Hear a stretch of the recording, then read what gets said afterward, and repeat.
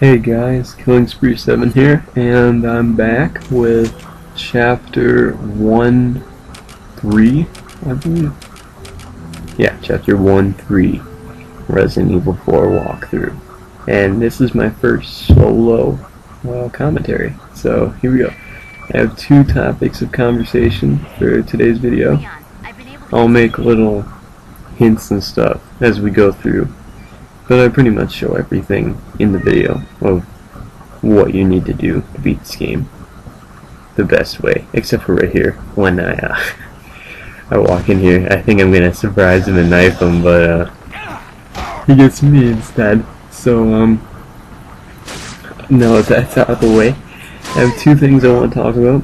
First, I want to talk about a game that a lot of you might have heard of a few years ago, but a lot of you might not, or you forgot about it, or you found out about it and you just didn't know much about it. So I'll let you guys know everything about it. Resident Evil 3.5. And then my second topic of conversation is Resident Evil 6. And a little bit of Resident Evil 5 as well. So this episode is going to be all Resident Evil information. Alright, we're going to start off with Resident Evil 3.5. What that game was it was what originally Resident Evil 4 was going to be, but they decided that it wasn't really supposed to be like that. Like, the next Resident Evil wasn't supposed to be the way that they were designing it. And the way that they were designing it was kind of there are two trailers out for that game. So if you want to look that up, like after this video or something, just go open the search bar, type in Resident Evil 3.5, and it'll take you to the two trailers. And what it looks like to me is a combination of what Resident Evil 4 actually became, and a little bit of, it looks like it controls more like the older Resident Evil. Maybe the Resident Evil remake on the GameCube, which is awesome, by the way. And to me, it looks like more of a paranormal type game, which didn't really make sense to me when I saw it, because Resident Evil isn't ghosts or anything like that. That's Fatal Frame. For any of you who know the Fatal Frame games, you know what I'm talking about.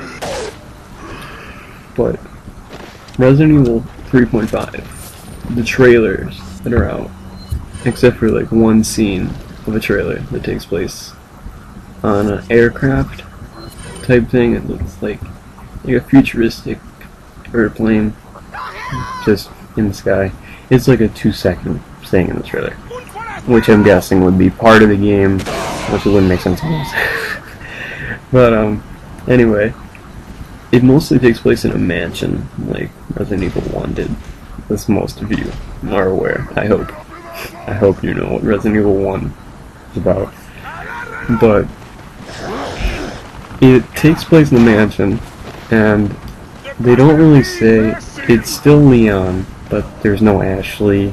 The story's completely different. They don't really say that I know what his reason for being in the mansion is. I think he's like trying to find a cure for the virus, or whatever.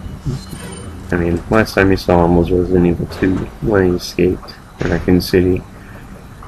And then he's in this mansion, and it's haunted. Like, there are paintings that have ghosts come out of them, which immediately made me think of Fatal Frame. And it has like dolls that are haunted. Like, I'm just going off the trailer. There's no real solid information about the game because it never was released. Capcom kind of didn't release very much other than a trailer at E3. I think it was 2002 or 2003. But most of the game just looked like it was like a haunted mansion type game, which didn't really make sense to me when I saw it. I didn't see it too long ago, maybe a few weeks ago, the first time I actually saw it. But when I saw it, this doesn't make any sense. It doesn't fit into Resident Evil games. There are no paranormal things in any of the other Resident Evil games. I mean, Resident Evil 1 is just zombies, 2 is zombies, 3 is zombies. There's nothing paranormal mentioned at any point, so it wouldn't make sense if they just threw in ghosts into the Resident Evil universe. It would make sense in, once again, Fatal Frame, because that's what Fatal Frame is, it's ghosts, not zombies.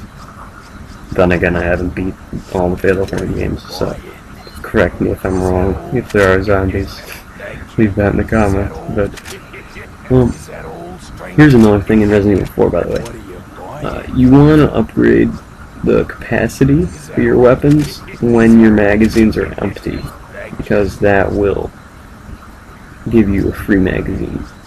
So, that's a little mini tip. And I don't know why I didn't upgrade the damage for my shotgun. I just did this gameplay a few minutes ago. It's still actually on the save screen at the end.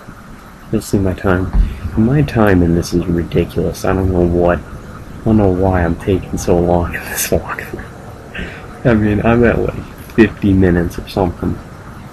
Usually I'm done with this in like literally about 15 minutes. But then again, I'm using the Chicago typewriter, and that makes the game a lot easier and a lot faster.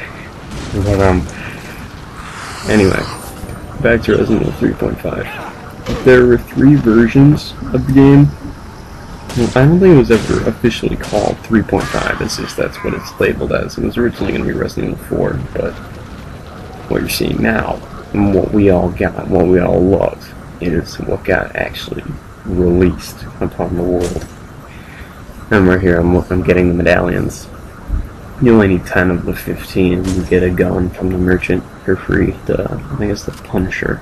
And the big upside to using it is it can go through multiple enemies at once. It's the only pistol that can do that. Besides, like, I'm not sure if the Killer 7 can do it, but I wouldn't be surprised because that gun's ridiculous. But there are 3 versions of Resident Evil 3.5. I keep getting off topic. But there's the Hooked Man, or the Hooked Man version, the Fog version, and there's one more. I always forget what it was, but that one was never actually shown off. And the trailer that, if you look it up, that you'll see is the Hooked Man, or the Hooked Man version, as you'll probably be able to guess from the only enemy that Leon actually fights in the trailer is a guy who comes out of a painting with a hook with a rope attached to it. I'm guessing it's like a fisherman or something. That's just a guess. But it shows off him getting chased around a living room and just like parts of the mansion. It didn't look like amazing or anything, but it looked cool.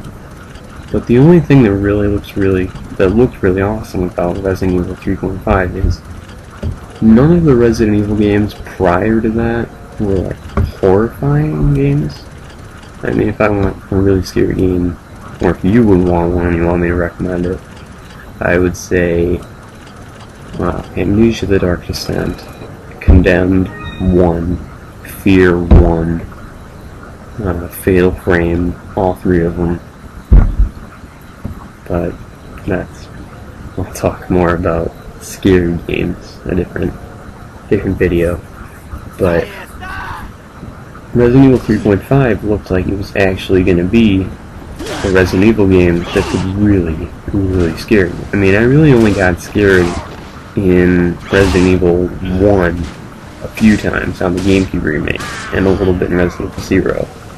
Resident Evil 2, Resident Evil 3, really, they weren't that scary at all.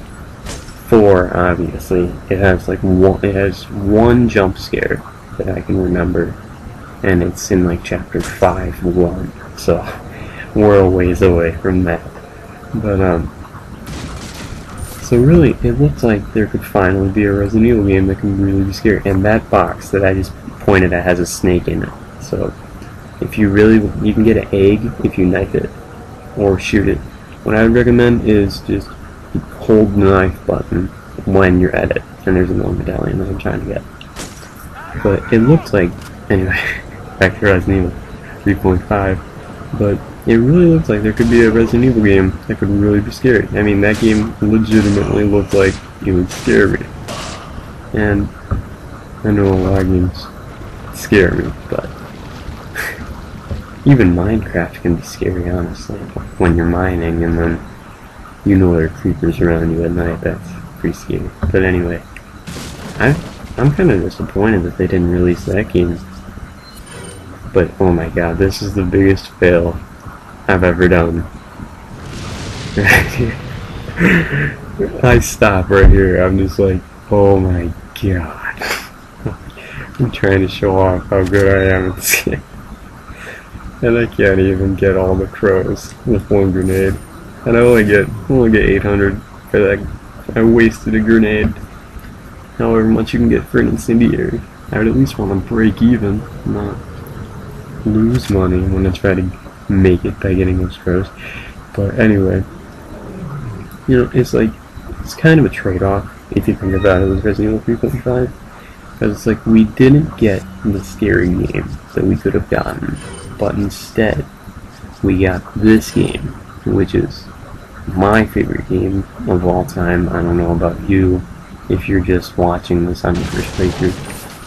I, for some reason, honestly didn't really get into Resident Evil 4 right away. It was kind of a halfway through the game I realized how good it was. And unfortunately, I hate to say it, I used a guide as well when I was playing through the first time. But, you know, I think it's alright to use guides. That's why I'm making one. But, anyway, back.